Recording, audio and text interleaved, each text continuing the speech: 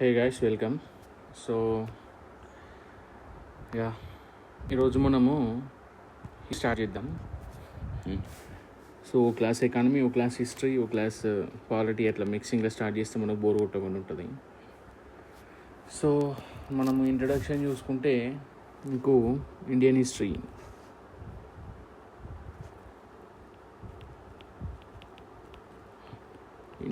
హిస్టరీలో మనకి ఏంటంటే ఇప్పుడు ప్యాటర్న్ మారింది. ఇండియన్ హిస్టరీలో బేసిక్గా అంతకుముందు వచ్చిన క్వశ్చన్స్ కాకుండా ఏమొస్తున్నాయంటే బేసిక్గా మనకు ఇప్పుడు యాన్షెంట్ కానీ మిడివల్ కానీ చూసుకుంటే దాంట్లో ఏమొస్తున్నాయంటే వాళ్ళ ఆర్ట్ అండ్ ఆర్కిటెక్చర్ ఎలా ఉంది, ప్లస్ వాళ్ళ అడ్మినిస్ట్రేషన్ ఎలా ఉంది. సో వీటి గురించి వస్తుంది. ప్లస్ వాళ్ళ పోయిటరీ కావచ్చు, కవులు, ప్లస్ రైటింగ్స్ ఇవి ఎట్లా ఉన్నాయి అనేది వస్తుంది. మెయిన్గా అంతకుముందు వచ్చినట్టు రాజులు, వాళ్ళ వరుస క్రమం, వాళ్ళ యుద్ధాలు, వాళ్ళ బిరుదులు. సో ఈ కైండ్ ఆఫ్ స్టఫ్ అంతా మనకు రావట్లేదు. నెక్స్ట్ బేసిక్గా మళ్ళీ ఇంకోటి ఏంటంటే ఇప్పుడు నువ్వు ఆధునిక భారతదేశ చరిత్ర మోడర్న్ ఇండియన్ హిస్టరీలో చూసుకున్నా కానీ ఎక్కువ ఏమొస్తుందంటే బ్రిటిష్ అడ్మినిస్ట్రేషన్ సంబంధించిన దాని మీద క్వశ్చన్స్ పడుతుంది. ఈ గవర్నర్ జనరల్స్ ఇవి ఉంటాయి కదా. సో ఈ కైండ్ ఆఫ్ అంటే మనని సొసైటీని ఎట్లా ఇంపాక్ట్ చేసింది హిస్టరీ, అప్పుడున్న సొసైటీని, అది ఇప్పటికి ఎట్లా కంటిన్యూ అవుతుంది అన్న కోణంలో మనం చదువుకోవాలి. సో దీన్ని మనము బేసిక్గా హిస్టరీ మనకు ఏమేమి ఉంటుందో మనందరికీ తెలుసు. ప్లస్ ప్రాచీన యుగం ఉంటుంది, యాన్షియంట్ హిస్టరీ అంటే మనం మధ్యయుగం ఉంటుంది, ఆధునిక యుగం ఉంటుంది.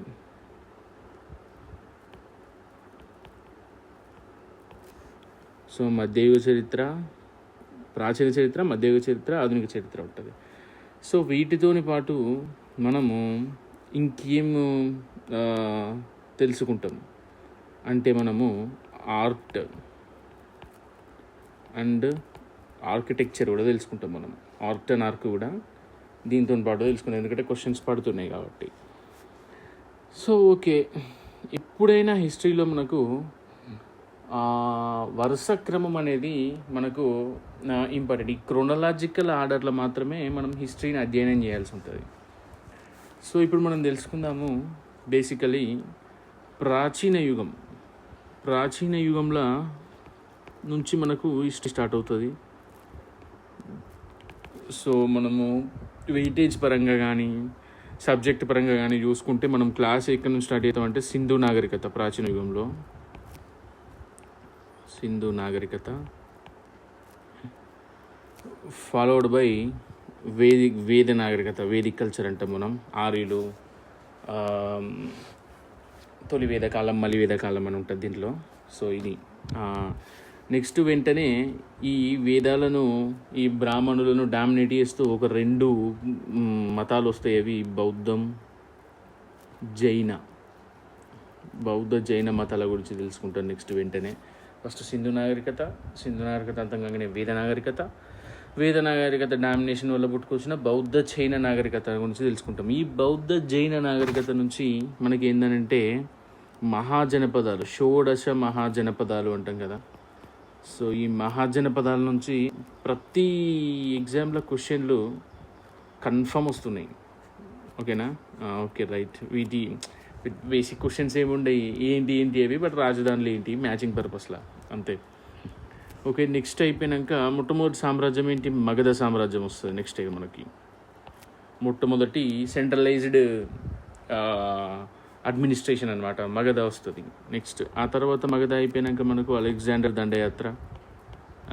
ది గ్రేట్ అంటాం కదా. అలెగ్జాండర్ దండయాత్ర గురించి అనుకుంటాం. నెక్స్ట్ వెంటనే మనకు మౌర్య యుగం, మొట్టమొదటి విశాలమైన సామ్రాజ్యం ఏంటి? మౌల సామ్రాజ్యము. వీళ్ళ పరిపాలన ఎలా ఉంది, వీళ్ళ ఆర్ట్ ఎలా ఉంది, వీళ్ళ ఆర్కిటెక్చర్ ఎలా ఉంది, వీళ్ళ దాంట్లో వచ్చిన గ్రేటెస్ట్ సాహిత్యం ఎలా ఉంది వీళ్ళది అనే దాని గురించి తెలుసుకుంటాం మనం. నెక్స్ట్ మౌర్యానంతర యుగం, పోస్ట్ మౌర్య ఎరా అంటాం మనం. నెక్స్ట్ గుప్తా ఎరా, వీళ్ళ సాహిత్యము గుప్తులలో అత్యున్నత స్థాయికి ఎదిగింది. సో మెయిన్గా గుప్తులలో వాళ్ళ ఆర్ట్, వాళ్ళ ఆర్కిటెక్చర్ ప్లస్ వాళ్ళ లిటరేచర్ గురించి మెయిన్గా ఫోకస్ చేస్తాం. నెక్స్ట్ పోస్ట్ గుప్తా ఎరా. Right, okay. సో ఈ పోస్ట్ గుప్తా ఎరాలోనే వీటికి సైమల్టేనియస్గా మనకు ఎవరైనా వస్తామంటే చాళక్యులు, పశ్చిమ చాళక్యులు అంటాం మనం.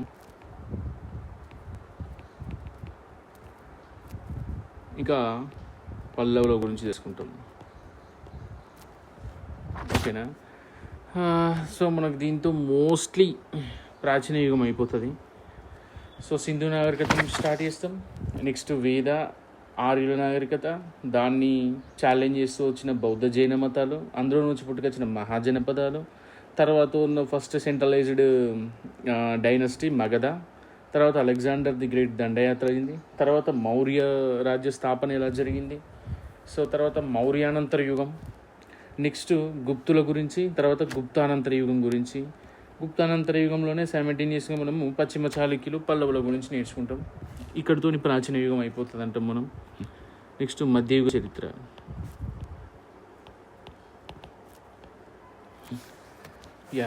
మధ్యయుగం ఎక్కడి నుంచి స్టార్ట్ అయిందంటే మనకు రాష్ట్రకూటులు. యాక్చువల్గా ఇది ప్రాచీన యుగంలో భాగంలో ఉంటుంది. కొన్ని దాంట్లలో కొన్ని బుక్స్లలో ఎట్లా ఉంటుందంటే మధ్యయుగంలో భాగంలో ఉంటుంది, కొన్ని బుక్స్లలో ప్రాచీన యుగంలో భాగంలో ఉంటుంది. సో మనకు నో ప్రాబ్లం, మధ్యయుగంలో భాగంగా నేర్చుకుందాము. ఓకే. సైమల్టేనియస్గా చోళులు, చాళుక్యులు. ఓకే. నెక్స్ట్ ఇంపార్టెంట్గా రాజపుత్రులు. ఓకే, రాజపుత్రులు. ఈ రాజపుత్ర వంశాలు అయిపోయాక నెక్స్ట్ మనకు వస్తుంది ఏంటంటే పాలసేన వంశాలని. సైమల్టేనియస్గా బెంగాల్ను పరిపాలిస్తే ఇవి. ఓకేనా, పాలసేన వంశాల గురించి నేర్చుకుంటాం. సో నెక్స్ట్ వెంటనే అడ్వెంట్ ఆఫ్ ఇస్లాం రాక. అంటే మనం గూరి మహమ్మద్, గజ్నీ మహమ్మద్ అంటే చూసినామా. సో వీళ్ళ గురించి ఈ ఇస్లాంలో అరబ్బుల దండయాత్ర ఆర్ ఇస్లాం రాక ఇవి రెండు సేమ్. సో ఇస్లాం అనేది ఎట్లా ఎంటర్ అయింది అనేది తెలుసుకుంటాం. Next Delhi సుల్తాన్ల రాజ్యస్థాపన.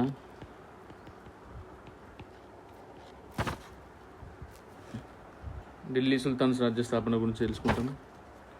Followed by Mughals. ఓకేనా. సో ఈ ముఘల్స్ నుంచిగా ముఘల్స్ ఎండింగ్లో ఆధునిక చరిత్రలోకి మనము డ్రాప్ అవుతూ ఉంటాం, మళ్ళీ ముఘల్ ఆ కాలంలో.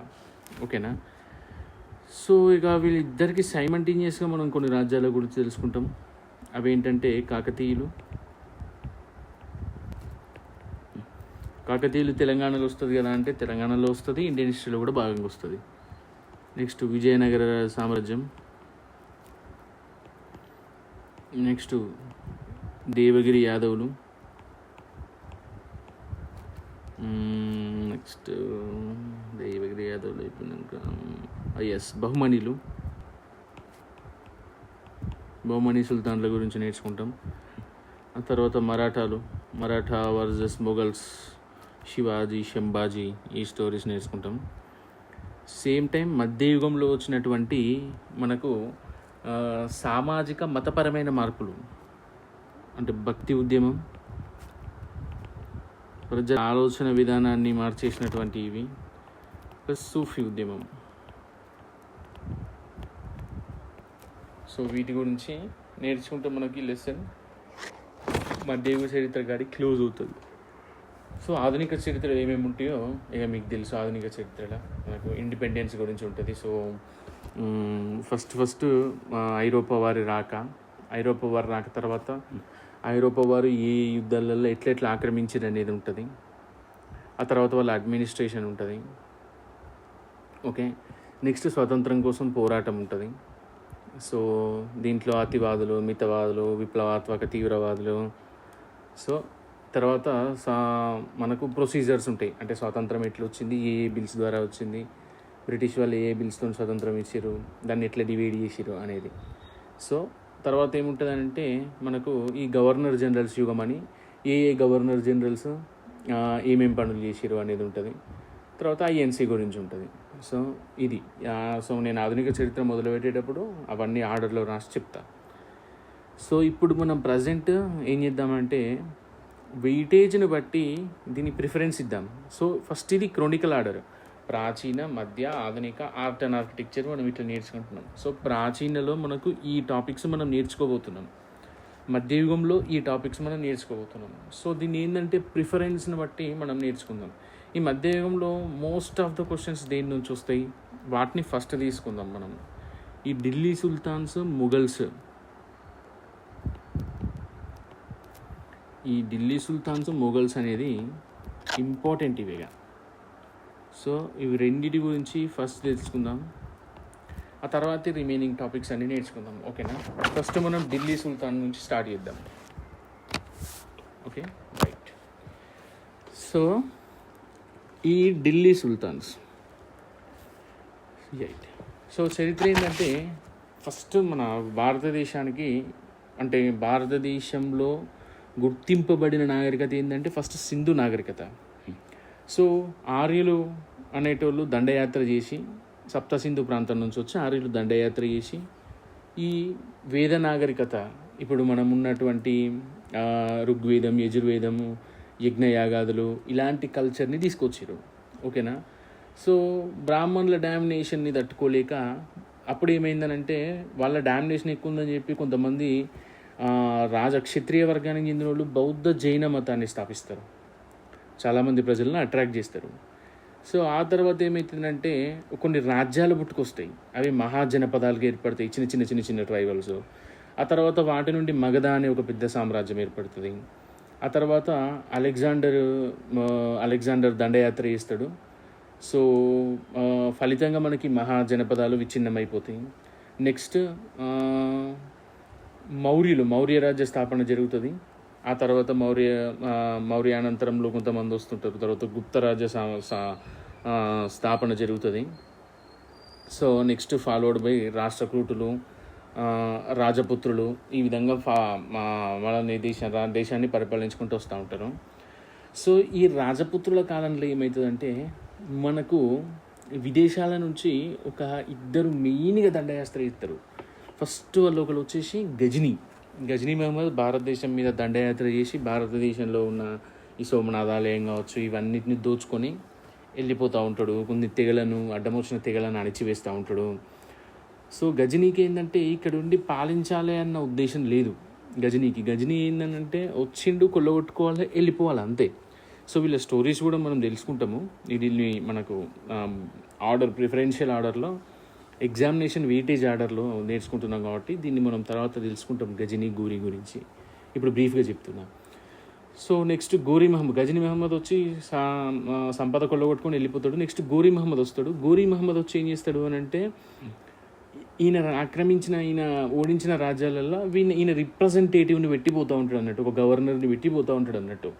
ఒక మనిషిని ఆడబెట్టి ఇంకొక రాజ్యాన్ని ఆక్రమించేందుకు పోతాడు. అక్కడ ఆక్రమించినాక ఇంకొక మనిషిని పెడతాడు. ఓకేనా? అట్లా భారతదేశంలో ఎవరిని పెడతాడు అని అంటే కుతుబుద్దీన్ ఐబక్ని పెడతాడు. కుతుబుద్దీన్ ఐబక్ని పెట్టి రిటర్న్ వెళ్ళిపోతూ ఉంటే అతను చనిపోవడం జరుగుతుంది మార్గమధ్యంలో, గోరీ మహమ్మద్. సో ఈ గోరీ మహమ్మద్ మరణ వార్త విని ఈ కుతుబుద్దీన్ ఐబక్ స్వతంత్రం ప్రకటించుకుంటాడు. అప్పటి నుంచి మనకి ఢిల్లీ సుల్తాన్ ఎరా అనేది స్టార్ట్ అవుతుంది. ఓకేనా? స్టోరీ క్లియర్ కదా? ఫస్ట్ రాజపుత్రుల కాలంలో భారతదేశాన్ని మీదికి దండయాత్ర చేసిన అరబ్బులు, విదేశీయులు, ముస్లింలు ఎవరంటే గజనీ దండయాత్ర చేస్తాడు, సంపదను దోచుకొని పోతాడు. తర్వాత గోరీ దండయాత్ర చేస్తాడు. ఆక్రమించిన కాడల్లా ఆయన ఒక రిప్రజెంటేటివ్ని, ఒక గవర్నర్ నియమించుకొని పోతాడు. అట్లా ఢిల్లీకి నియమించిన గవర్నరే ఎవరు? కుతుబుద్దీన్ ఐబక్. సో ఇతను రిటర్న్ పోయి 1206లో గోరీ మరణిస్తాడు. గోరీ మరణ వార్త వినంగానే ఏం చేస్తాడు?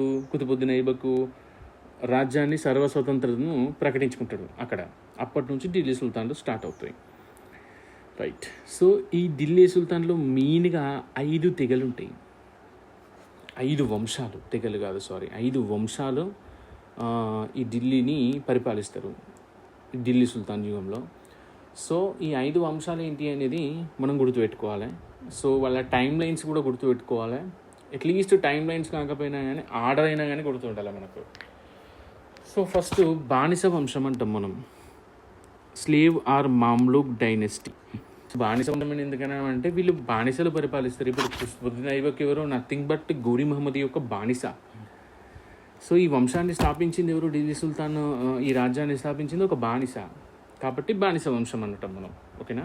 సో ఇది 1206 to 1290 ఉంటుందండి. 12 ఘోరీ మహమ్మద్ చనిపోయినాక ఇట్లా లింక్ చేసుకోవాలి మనం. ఇది ఎట్లా గుర్తుండాలంటే 1206లో ఘోరీ మహమ్మద్ చనిపోయినాక వీడు సర్వస్వతంత్రత ప్రకటించుకున్నాడు. సో 1206 నుంచి స్టార్ట్ అయ్యి 1290 వరకు ఉంది ఇది. ఓకేనా. నెక్స్ట్ బానిస వంశం తర్వాత వాళ్ళ అణిచివేసి వచ్చేది ఖిల్జీ వంశం. ఓకేనా.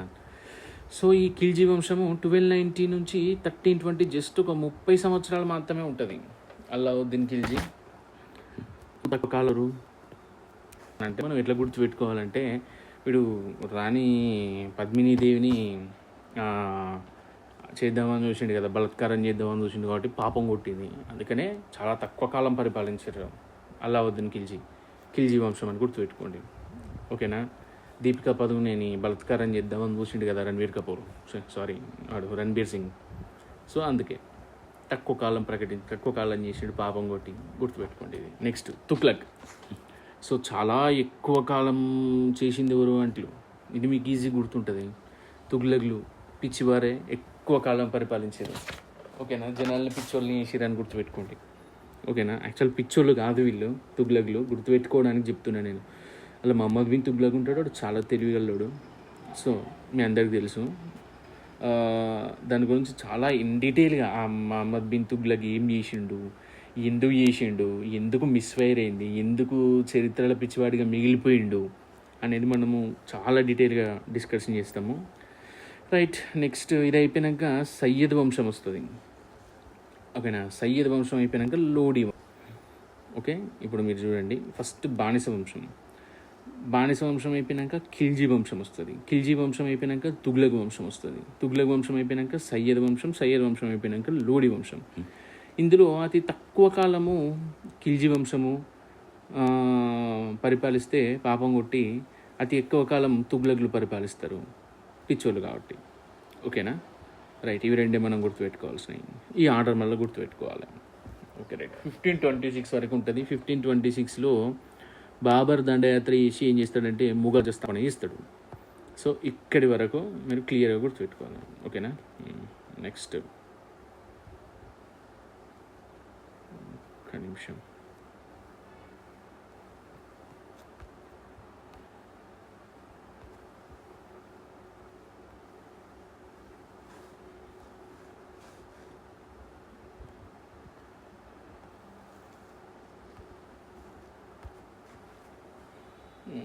సో ఇది రైట్. నెక్స్ట్ బానిస వంశం స్థాపకుడు కుతుబుద్దీన్ ఐబక్. మనం ఇందాక చెప్పుకున్నట్టు ఎవడు వీడు బానిస వంశం ఎందుకంటే మహమ్మద్ బానిస. సో 12 మరణము. ఐబక్ ఇండిపెండెన్స్ డిక్లేర్ చేయడం. సో బానిస సుల్తాన్గా మారుతాడు. సో సుల్తానేట్ అంటే రాజ్యం. బేసిక్గా ఏంటంటే ఢిల్లీ సుల్తాన్లో అంటాం కదా, సుల్తానేట్ అని ఉంటుంది. సుల్తానేట్ అంటే మీనింగ్ రాజ్యం అన్నట్టు. సుల్తాను అంటే రాజ్యాధిపతి.